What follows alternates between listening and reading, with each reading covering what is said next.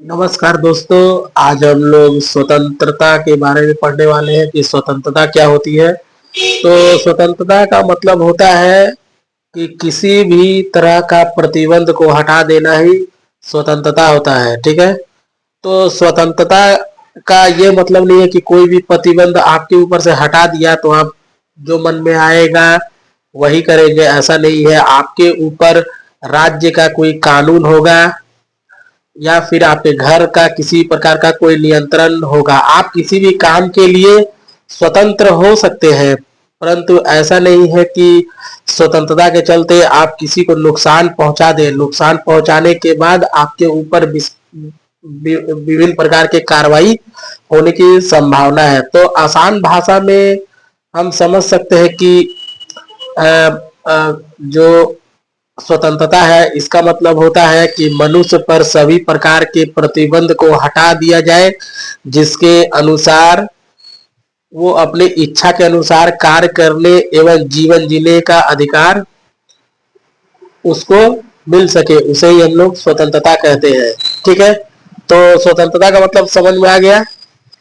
उसके बाद देखिए, स्वतंत्रता में विभिन्न विद्वानों की जो अलग अलग परिभाषा है, जैसे लस्की के अनुसार स्वतंत्रता की क्या परिभाषा है, इसको हम लोग जानने का प्रयास करेंगे। तो देखिए, स्वतंत्रता का अर्थ लस्की के अनुसार जो है, स्वतंत्रता का अर्थ है कि वातावरण को कायम रखने के लिए जो है स्वतंत्रता। लस्की के अनुसार क्या है कि स्वतंत्रता का अर्थ उस वातावरण को कायम रखने से है जिनमें व्यक्ति को पूर्ण विकास के लिए अवसर प्रदान हो सके। तो स्वतंत्रता जो है वातावरण को कायम रखने के लिए है, जिससे व्यक्ति को पूर्ण विकास के लिए अवसर प्राप्त हो सके। तो लॉस्की के अनुसार क्या है कि विभिन्न व्यक्ति को जो है अवसर प्राप्त हो सके। ठीक है।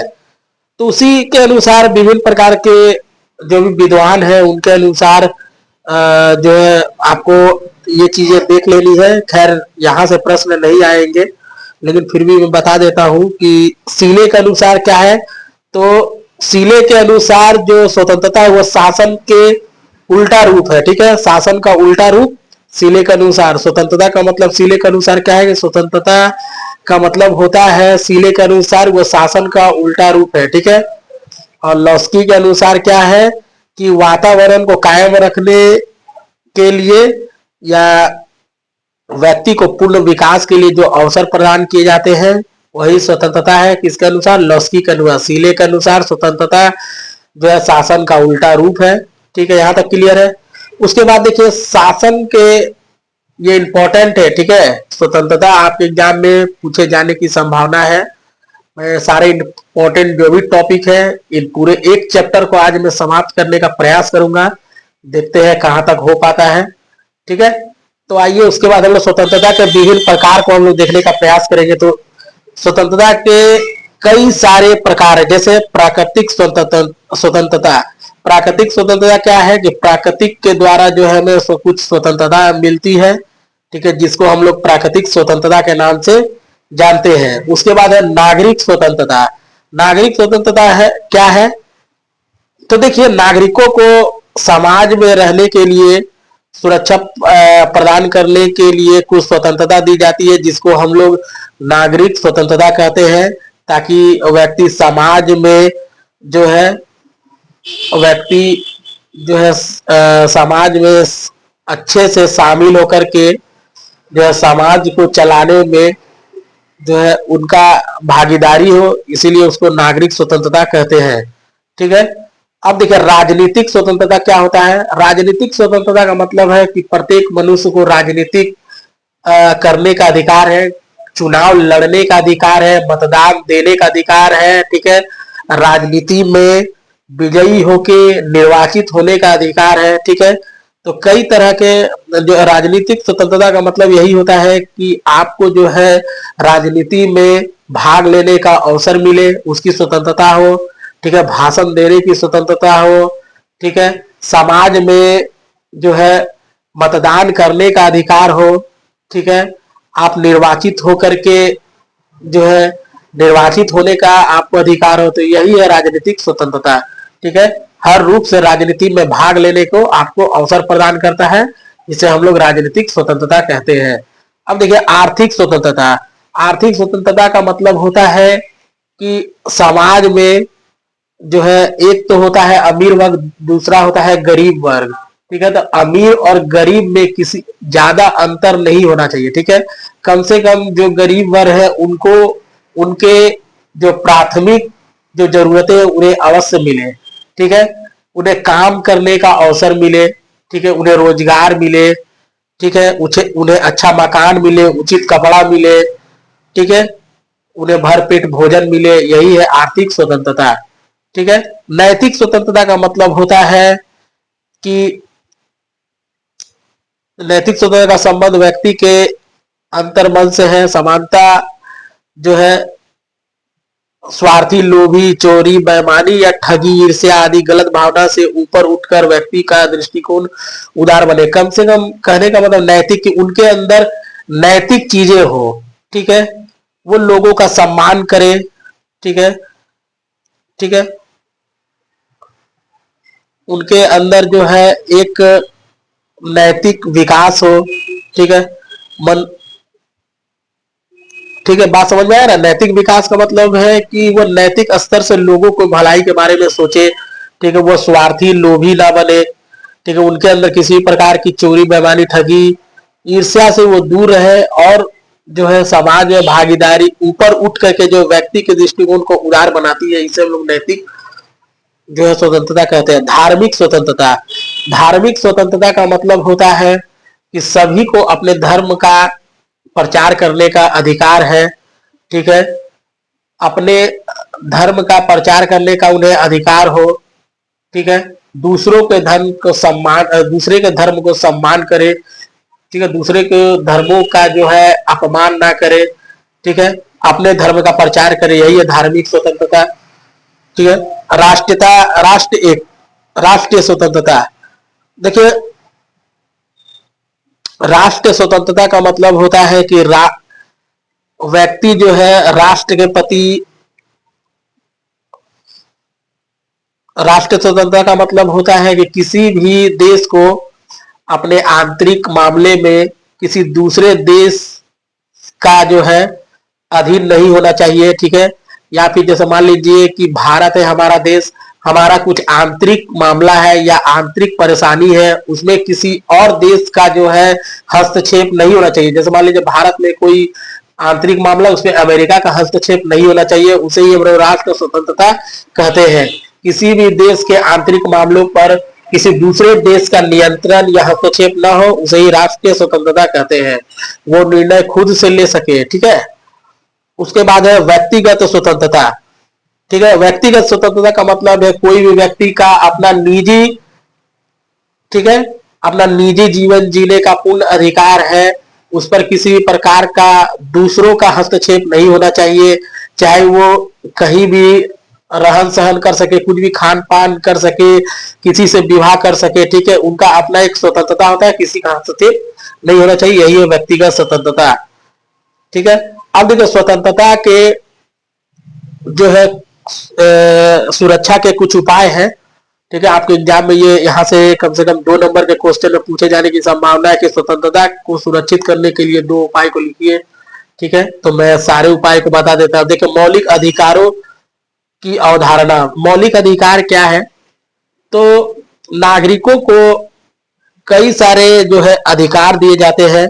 ठीक है, जैसे मान लीजिए कि सरकार आपके साथ कोई भेदभाव करे या आपको हानि पहुंचाने का काम करे, तो सरकार के विरुद्ध आप जो है सरकार नागरिकों मतलब नागरिक को एक अधिकार मिलता है कि वो न्यायालय की शरण में जाकर के अपने अधिकारों की रक्षा कर सके। ठीक है, उसे ही हम लोग मौलिक मौलिक अधिकारों की अवधारणा कहते हैं। तो मान लीजिए कोई भी सरकार या कोई भी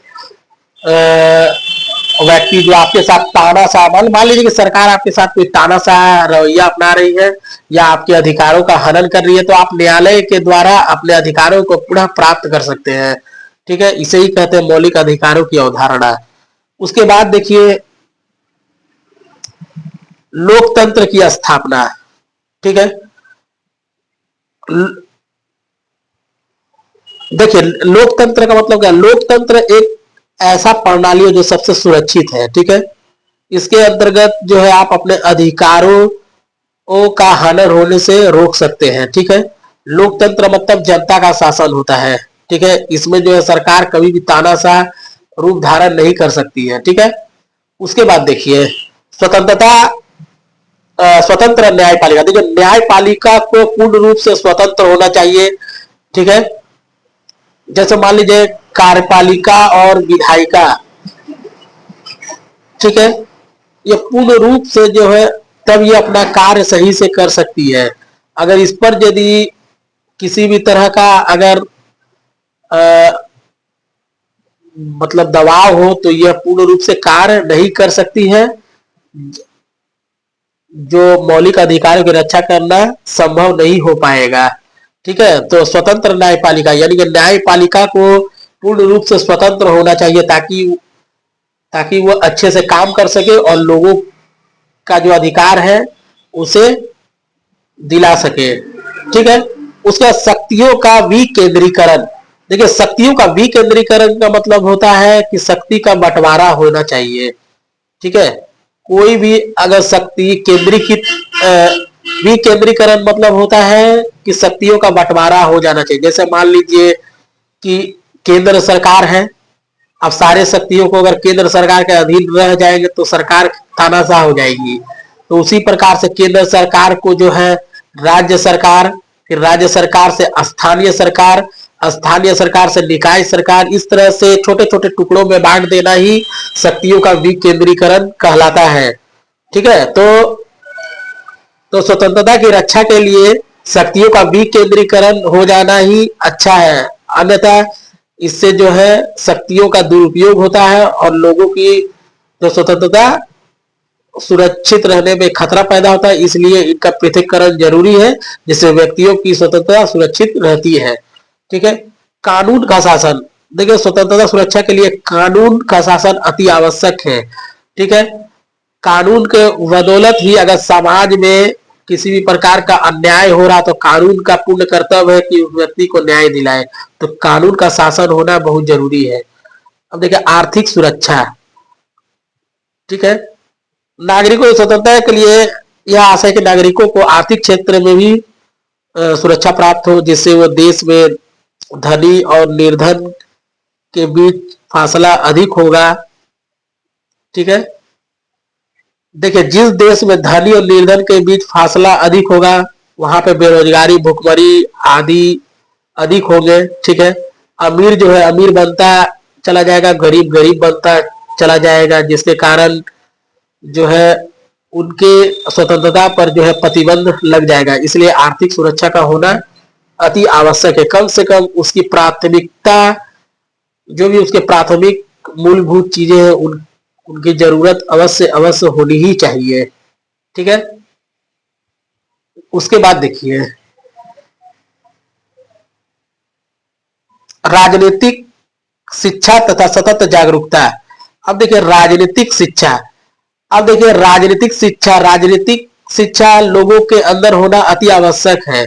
अगर लोगों के अंदर राजनीतिक शिक्षा हो, अगर राजनीति के बारे में जानकारी नहीं हो तो वो सरकार का विरोध किस प्रकार से कर सकते हैं। तो लोगों को राजनीतिक तौर पर जो शिक्षित होना अति आवश्यक है, जागरूक होना आवश्यक है कि समाज में किस प्रकार से जो है चीजें चल रही है, ठीक है। सरकार उनके साथ सही कदम उठा रही है या गलत कदम उठा रही है, इसके बारे में उन्हें जानकारी होना जरूरी है। तब जाकर के सरकार के खिलाफ वो आवाज उठा सकेंगे, अन्यथा वो जो है इस मामले में पिछड़ जाएंगे, ठीक है। तो राजनीतिक शिक्षा और सतत जागरूकता होना जरूरी है, ठीक है।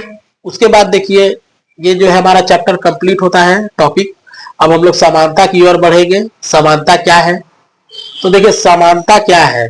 समानता का मतलब होता है कि लोगों को जो है समान अधिकार मिल सके, ठीक है। लोगों को जो है समान अधिकार मिल सके, ठीक है। किसी भी प्रकार से कोई जाति भेदभाव, रंग रूप के आधार पे किसी के साथ भेदभाव ना हो, वही है समानता, ठीक है। और आपके बुक में आप पढ़ लीजिएगा कि समानता की क्या परिभाषा है। ठीक है, आइए समानता के बारे में हम लोग जानेंगे। तो देख लीजिए, यहाँ पे लिखा हुआ है समानता का अर्थ।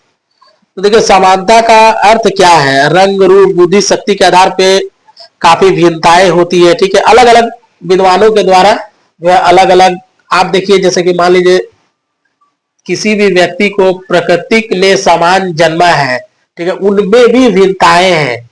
ठीक है, अब जैसे कोई अब गोरा है, कोई काला है, तो उनके अंदर भी भिन्नताएं हैं। तो हम एक तरह से ये नहीं कह सकते हैं कि प्रकृति ने सबको एक समान या एक ही जैसा जन्मा है। तो हम डिफिनेशन को इस तरह से कह सकते हैं कि समानता का अर्थ यही होता है कि किसी भी जाति, रंग, वर्ण, भेद के आधार पर किसी के साथ भेदभाव नहीं किया जा सकता, सबको समान अधिकार मिलना चाहिए, यही समानता कहलाता है।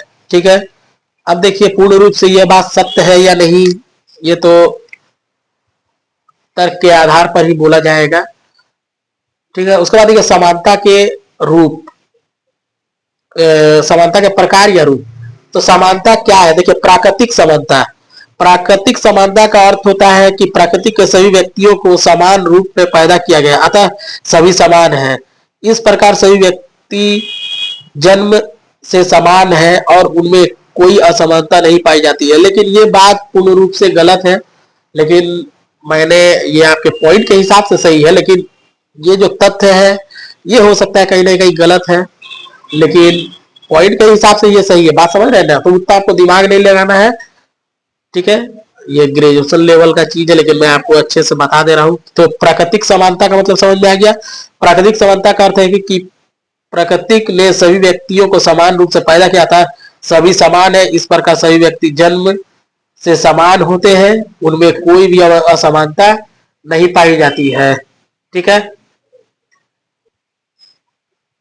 तो नागरिक समानता। ठीक है, दूसरा नंबर है हमारा नागरिक समानता। नागरिकों को कुछ समानता दी जाती है, जैसे धार्मिक, वो किसी भी धार्मिक अनुष्ठान में जाने की स्वतंत्रता, भाषण देने की स्वतंत्रता, प्रेस की स्वतंत्रता। ठीक है, कानून की दृष्टि पे सभी नागरिक बराबर होने चाहिए। ठीक है, तो उनको कुछ नागरिकों को कुछ समानता दी जाती है, तो उसे हम लोग नागरिक समानता के नाम से जानते हैं। अब राजनीतिक समानता, देखिए राजनीतिक स्वतंत्रता भी लोग पढ़े थे ना, तो उसी प्रकार से राजनीतिक समानता भी होती है।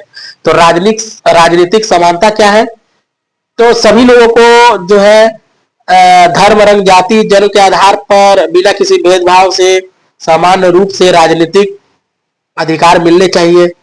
ठीक है, तो कहने का मतलब है किसी व्यक्ति को जो है राजनीतिक स्वतंत्रता में भाग लेने का अधिकार है, मतदान देने का अधिकार है, चुनाव लड़ने का अधिकार है, निर्वाचित होने का अधिकार है।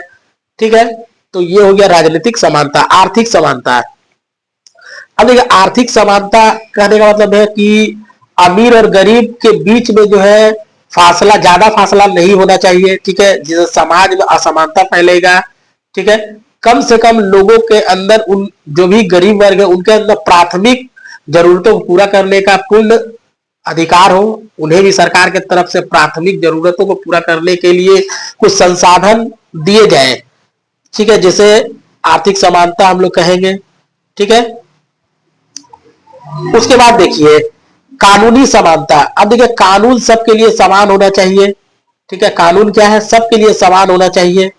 ठीक है, अमीर गरीब सबके लिए कानून बराबर होना चाहिए। जो अपराध करेगा उसके लिए कानून की सजा समान होनी चाहिए। तो कानूनी समानता हो गया। सामाजिक समानता। ठीक है, अब देखिए समाज में जो है, देखिए नैतिक समानता अर्थात जो विचार मात्र है, जबकि सामाजिक समानता एक वास्तविकता है। ठीक है, तो सामाजिक समानता का मतलब होता है कि समाज में किस तरह से लोगों को रहना चाहिए।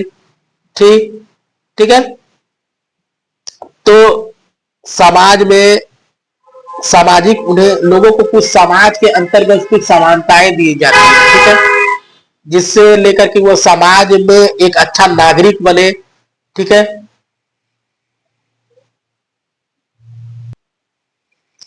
तो समाज में किसी के साथ कोई भेदभाव नहीं होनी चाहिए, ठीक है। चाहे कोई बड़ा हो, चाहे, देखिए कहने का मतलब सामाजिक समानता का मतलब समझिए ना। सामाजिक समानता का मतलब होता है कि चाहे वो प्रधानमंत्री हो, राष्ट्रपति हो, चौकीदार हो, ठीक है, समाज में उनके साथ जो है उचित व्यवहार होना चाहिए, ठीक है। जो समाज में सबका कानून सबका ऊपर एक ही लागू होना चाहिए, ठीक है। सबको समान अधिकार मिले, वही है सामाजिक समानता। नैतिक समानता, नैतिक समानता का मतलब होता है कि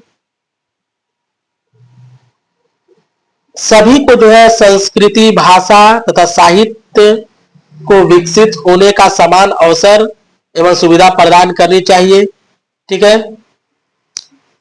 साथ ही साथ सबको जो है शिक्षा का समान अधिकार प्राप्त होना चाहिए, इसे ही हम लोग नैतिक समानता कहते हैं, ठीक है। उसके बाद देखिए न्याय क्या है।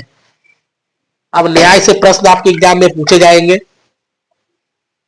ठीक है। न्याय क्या है और न्याय के प्रकार। देखिए न्याय क्या है। न्याय का मतलब होता है कि न्याय का मतलब समाज में जो है समानता लाने के लिए, अगर मान लीजिए कि न्याय का मतलब क्या होता है आपको पता है या नहीं है, ये आगे बताइए आप। तो न्याय का मतलब होता क्या है। न्याय का मतलब होता है समाज में समानता लाना। मान लीजिए कि कोई व्यक्ति अगर अपराध करता है तो उसको उचित सजा देना चाहिए, ठीक है। अगर कोई व्यक्ति समाज में कुछ भला का काम करता है तो उसको पुरस्कृत भी करना चाहिए। तो दंड और पुरस्कार दोनों की व्यवस्था जो है न्याय में होनी चाहिए, ठीक है। तो इस प्रकार से हम लोग कह सकते हैं कि न्याय जो है समाज में समानता का वातावरण पैदा करता है। और जो व्यक्ति जो है अपराध करता है उसको उचित दंड दिया जाता है, और जो व्यक्ति समाज का कुछ भला करता है तो उसको जो है पुरस्कृत भी किया जाता है। तो कहीं ना कहीं समाज जो है सामंजस्य की स्थिति समाज में पैदा करता है, जिसके बीच संबंधों को जो है बेहतर करने का काम न्याय करता है। तो उसके बाद देखिए न्याय के प्रकार। अब देखिए न्याय के कितने प्रकार है उसको हम लोग देखने का प्रयास करेंगे। तो सबसे पहले था सामाजिक न्याय, ठीक है। सामाजिक न्याय का मतलब होता है कि समाज में किसी भी प्रकार का, समाज में होने वाले न्याय को हम लोग सामाजिक न्याय कहते हैं। जैसे धर्म, जाति, वर्ग के आधार पर किसी के साथ जो भेदभाव नहीं हो, ठीक है, उसको हम लोग जो सामाजिक न्याय कहते हैं। जैसे अनुच्छेद 15 से 18, 29 एवं 30 में जो है सामाजिक न्याय की प्राप्ति का भाव है, ठीक है। उसके बाद देखिए राजनीतिक न्याय। तो देखिए राजनीतिक न्याय क्या है उसको हम लोग समझने का प्रयास करेंगे। तो राजनीतिक न्याय क्या है कि किसी व्यक्ति को जो है मतदान देने का अधिकार हो, निष्पक्ष चुनाव लड़ने का अधिकार हो, सार्वजनिक पदों पर जो है आसीन होने का अधिकार हो, कहीं भी भाषण देने का अधिकार हो, ठीक है। किसी भी सरकार के विरुद्ध जो है आलोचना करने का अधिकार, उसे ही हम लोग राजनीतिक न्याय कहते हैं, ठीक है। आर्थिक न्याय। तो आर्थिक न्याय का मतलब होता है कि किसी को भी जो है किसी को जो है काम करने का अधिकार हो, ठीक है। किसी को जो है मान लीजिए कि कोई भी व्यक्ति किसी भी फैक्ट्री में काम कर रहा है तो उस व्यक्ति को या उस मजदूर को उचित जो है उसकी मजदूरी मिले। उसके मजदूरी को जो है किसी के द्वारा मान लीजिए काम कराकर मजदूरी न देना, वो उसके साथ जो है आर्थिक शोषण है। तो न्याय का काम है कि उन्हें उचित रूप से जो है न्याय दिला सके, कि किसी भी मजदूर के साथ शोषण ना हो सके। तो इस तरह को हम लोग कहते हैं आर्थिक न्याय, ठीक है। कि उसके साथ किसी भी प्रकार का कोई भेदभाव नहीं, उसके अधिकारों का हनन ना हो, उसकी मजदूरी मारी ना जा सके, ठीक है। कानून औपचारिक न्याय, ठीक है।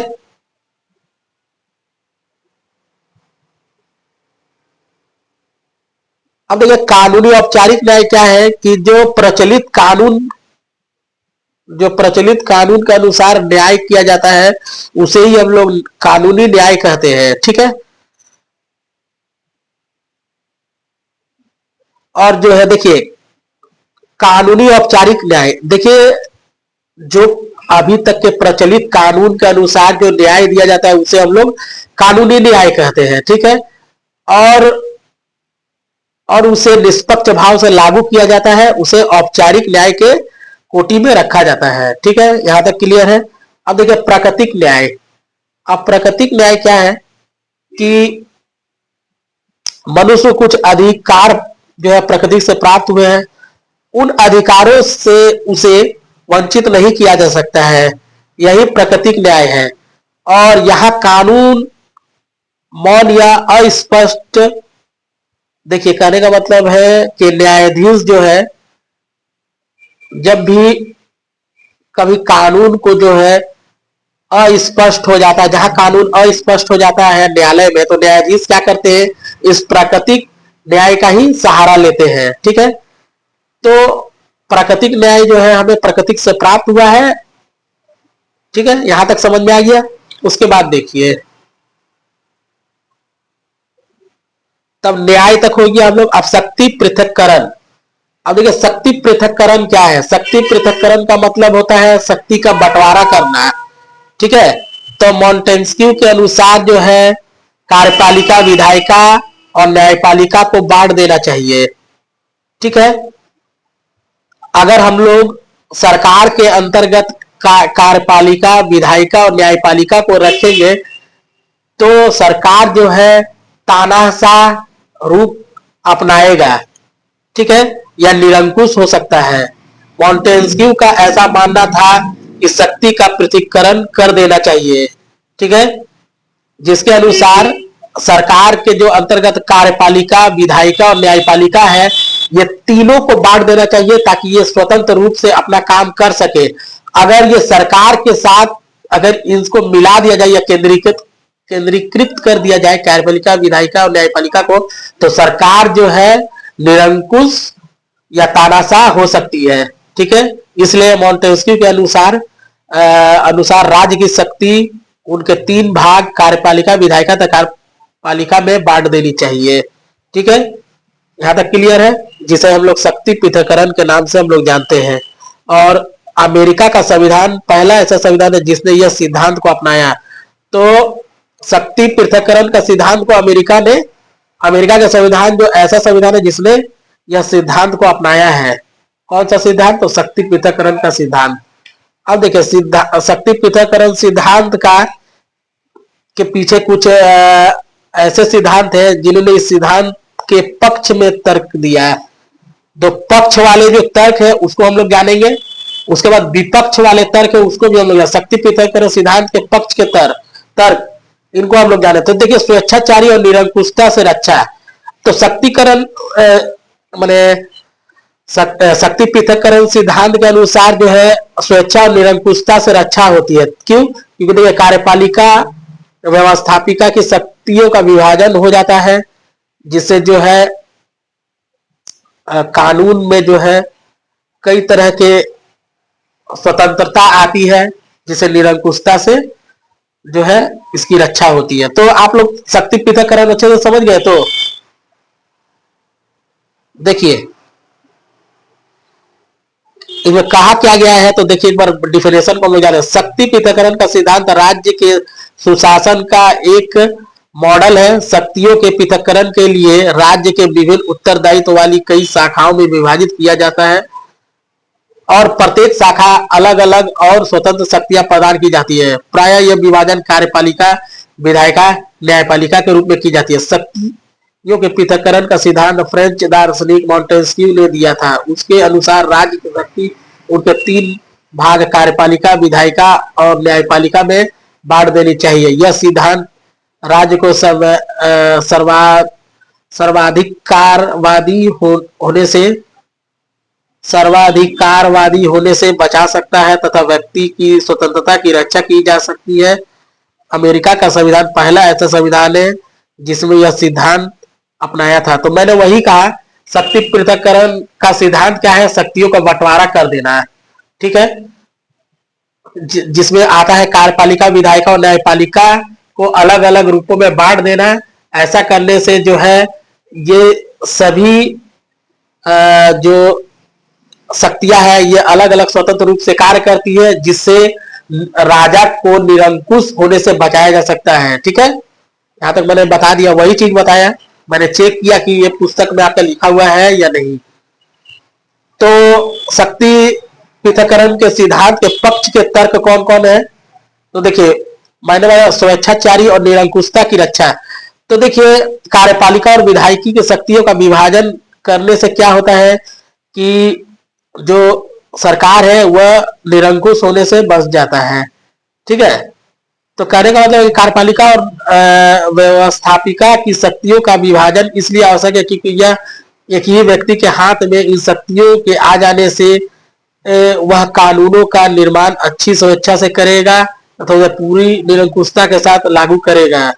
ठीक है, ठीक है।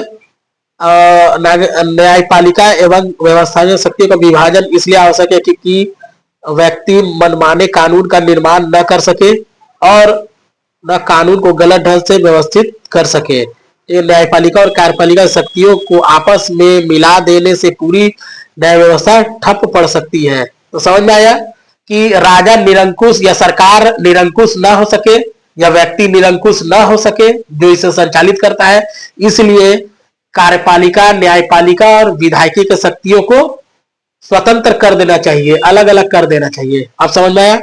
शासक वर्ग के तानाशाह से रक्षा। तो शासक वर्ग से तानाशाह से रक्षा का तात्पर्य यह है कि इनके शक्तियों का मॉन्टेस्क्यू का मानना था कार्यपालिका, विधायिका और न्यायपालिका शक्तियों को एक ही व्यक्ति या संस्था में केंद्रित हो जाए तो नागरिकों की स्वतंत्रता, समानता का अधिकार समाप्त हो जाएगा तथा शासक वर्ग तानाशाह की भूमिका में आ जाएगा। ठीक है, फ्रांस का शासक लुई 14वां स्वेच्छाचारी निरंकुश शासक। तो फ्रांस में जो लुई 14वां का शासक था वो क्या था? निरंकुश था, मैं ही राज्य हूं। ठीक है, इसलिए अतः शासन और तानाशाह से रक्षा के लिए शक्ति पृथक्करण का सिद्धांत अपनाना आवश्यक है। ठीक है, उसके बाद देखिए तीसरा नंबर, शासन में योग्यता में वृद्धि। देखिए, अगर तीनों को केंद्रीकृत कर दिया जाए तो एक ही व्यक्ति जो है शासन को चलाएगा। ठीक, अगर ये तीनों को स्वतंत्र कर दिया जाए तो अलग अलग अनुभवी लोग तीनों में जुड़ेंगे, जिससे शासन जो है योग्यता में वृद्धि होगी। ठीक है, समझ में आया? कार्यकुशलता में वृद्धि होगी, सब अपने अपने कार्य को अच्छी तरह से कर पाएंगे। कार्य विभाजन से लाभ। तो देखिए, कार्य विभाजन से लाभ क्या? शक्ति पृथक्करण पक्ष के तर्क में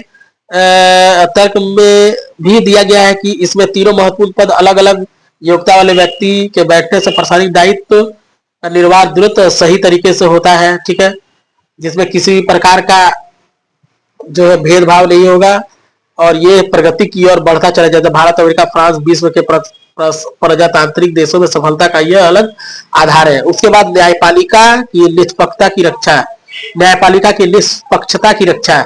शक्ति पृथक्करण सिद्धांत का सबसे बड़ा लाभ यह कि न्यायपालिका की स्वतंत्रता एवं निष्पक्षता की रक्षा होती है। ठीक है, अपने वर्ग में दुरुपयोग करके न्याय व्यवस्था प्रभावित करने की कोशिश नहीं कर सकते हैं। ठीक है, यहाँ तक समझ में आया? उत्तरदायित्व का ज्ञान। ठीक है, शक्ति पृथक्करण सिद्धांत के कार्य सरकार में प्रत्येक विभाग को अपने अपने उत्तरदायित्व का ज्ञान होता है। तो उत्तरदायित्व का ज्ञान का मतलब होता है, देखिए अब तीनों स्वतंत्र है, कार्यपालिका, न्यायपालिका और विधायिका, सबको अपने अपने दायित्व का पूर्ण ज्ञान है और लोग अच्छे से अपने अपने दायित्व को निभाते हैं, जिससे उत्तरदायित्व का ज्ञान होता है। उसके बाद देखिए शक्ति के, उसके बाद यहाँ पे पॉइंट है हमारा शक्ति के केंद्रीयकरण पर रोक। तो तीनों को अलग कर दिया जाएगा, कार्यपालिका, न्यायपालिका, विधायिका, तो शक्ति के केंद्रीयकरण पर रोक हो जाएगी। ठीक है, लोग अलग अलग जो है, सरकार जो है वो तानाशाह नहीं हो पाएगा, लोगों की स्वतंत्रता और समानता की रक्षा हो पाएगी। बात समझ रहे हैं? यहाँ तक 7वां नंबर पॉइंट हो गया। अब देखिए शक्ति पृथक्करण सिद्धांत के विपक्ष के तर्क क्या है। यहां से प्रश्न पूछे जाते हैं पक्ष और विपक्ष से। ऐतिहासिक दृष्टि से त्रुटिपूर्ण। तो मॉन्टेस्क्यू ने कहा था कि इंग्लैंड में जिस तरह से जो है शासन व्यवस्था कार्यपालिका वे एक दूसरे से अलग और स्वतंत्र नहीं थी, जिससे एक दूसरे में सहयोग पर आश्रित था। यह माना जा सकता है कि यह सिद्धांत ऐतिहासिक आधार पर त्रुटिपूर्ण है। ठीक है, मॉन्टेस्क्यू ने जिस प्रकार से ऐतिहासिक दृष्टिपूर्ण का एक तर्क दिया था ब्रिटेन के शासन व्यवस्था को लेकर के, तो जो इसके विपक्ष है उन्होंने इस ऐतिहासिक दृष्टि त्रुटिपूर्ण बताया है। ठीक है, इसको आप लोग पढ़ लीजिएगा। शक्ति का संपूर्ण विभाजन संभव नहीं। तो देखिए, शक्ति का संपूर्ण विभाजन संभव नहीं है। तो शक्ति का संपूर्ण विभाजन संभव नहीं कहने का मतलब है कि शरीर के किसी भी अंग को अलग कर दिया जाए तो शरीर ठीक सही ढंग से चल नहीं सकता है। उसी प्रकार शक्तियों का संपूर्ण विभाजन कर देने से, तो देखिए शक्ति का संपूर्ण विभाजन संभव नहीं। कहने का मतलब है कि जिस प्रकार से शरीर से किसी अंग को अलग कर देने पर शरीर सुचारू रूप से नहीं चल पाता है, उसी प्रकार से शक्तियों का संपूर्ण विभाजन करने पर शक्तियां पूर्ण रूप से सुचारू रूप से नहीं चल पाती है। ठीक है, उसके बाद देखिए न्यायपालिका के निष्पक्षता का अंत। तो कहने का मतलब है कि यदि शक्ति पृथक्करण का सिद्धांत वो कठोरता से लागू कर दिया जाए तो न्यायपालिका जो है निष्पक्ष रूप से कार्य नहीं करेगा, ऐसा जो है मानना विपक्ष तर्कों का था। ठीक है, शक्ति पृथक्करण का अवांछनीय, अवांछनीय का मतलब होता है जरूरत नहीं है। तो शक्ति पृथक्करण अवांछनीय माने जरूरत नहीं है। क्यों? क्योंकि देखिए शक्ति पृथक्करण सिद्धांत को अपनाना अवांछनीय है, मतलब जरूरत नहीं है, क्योंकि व्यवस्थापिका कानून निर्माण का कार्य तथा कार्यपालिका प्रशासन कार्य सटीक से कर सके, इसके लिए दोनों अंगों के बीच पारस्परिक सहयोग जो है आवश्यक है। ठीक है, तो कहने का मतलब है कि शक्ति पृथक्करण अवांछनीय, शक्ति पृथक्करण की कोई जरूरत नहीं है, क्योंकि कार्यपालिका, न्यायपालिका और विधायिका तीनों के बीच जो है परस्पर संबंध होना अति आवश्यक है, ताकि लोग ताल मिला के जो कार्यपालिका, न्यायपालिका, विधायिका जो है वो जो है सही रूप से जो है अपने कार्य को कर सके। ठीक है, उसके बाद देखिए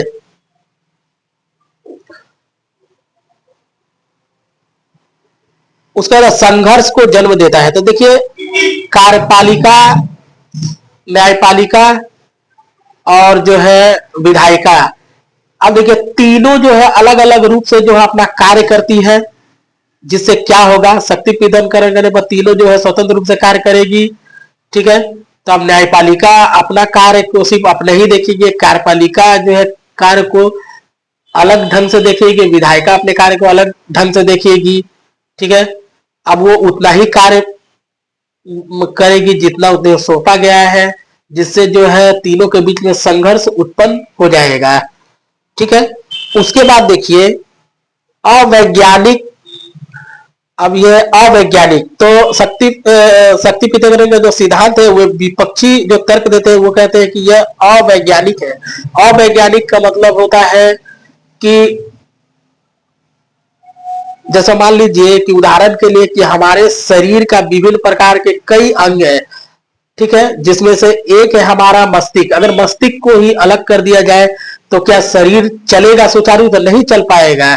इसलिए कार्यपालिका, विधायिका और न्यायपालिका को अलग कर देने से जो है कानून जो है या कार्य जो है वो सुचारू रूप से नहीं, सरकार का जो कार्य है वो सुचारू रूप से नहीं चल पाएगा। तो ये अवैज्ञानिक है। ठीक है, विशेषकर देखिए कि लोकतंत्र देश में जहाँ विभिन्न धर्म, भाषा, संप्रदाय, वर्ग इत्यादि तरह के लोग रहते हैं, वहां शक्ति विभाजन लोगों के बीच में विभाजन रेखा का काम करती है। तो यह पूर्ण रूप से अवैज्ञानिक है। ठीक है, अब देखिए निष्कर्ष जो है, शक्ति पृथक्करण सिद्धांत में कई त्रुटियां हैं, परंतु इन त्रुटियों के आधार पर एकदम महत्वपूर्ण नहीं समझा जा सकता है। शक्ति पृथक्करण का सिद्धांत का आशय यह मान लिया जाए कि तीन विभाग द्वारा एक दूसरे से कोई भी संबंध नहीं रखा जाना चाहिए। तो इस रूप में शक्ति विभाजन सिद्धांत को अपनाना संभव नहीं है। ठीक है, शक्ति पृथक्करण के माध्यम से मॉन्टेस्क्यू का मूल आशय सरकार के तीन तीन अंगों को एक दूसरे के क्षेत्र में अनुचित हस्तक्षेप से बचाना था। ठीक है, आवश्यकता अनुसार एक दूसरे के सहयोग प्रदान करना है। ठीक है, तो मॉन्टेस्क्यू का मानना यह था कि तीनों को स्वतंत्र रूप से कार्य करना चाहिए। ठीक है, ठीक है, वो हस्तक्षेप से बचाना चाहते थे। इनका ये मतलब नहीं है कि तीनों अलग है, आवश्यकता अनुसार ये दूसरे एक तीनों जो है एक दूसरे से सहयोग प्रदान कर सकते थे। ठीक है, यही इसका निष्कर्ष है। तो दोस्तों आशा करते हैं कि पॉलिटिकल साइंस जो है 11 सेमेस्टर 2 का यह आपको चैप्टर 1 पूरा समाप्त हो गया। अब मैं चैप्टर 2 आपको बताऊंगा। ठीक है, आप टेंशन ना लें, आपका सारा विषय में समाप्त करने का प्रयास करूंगा। तो हम लोग मिलते हैं एक नए वीडियो के साथ, तब तक के लिए धन्यवाद।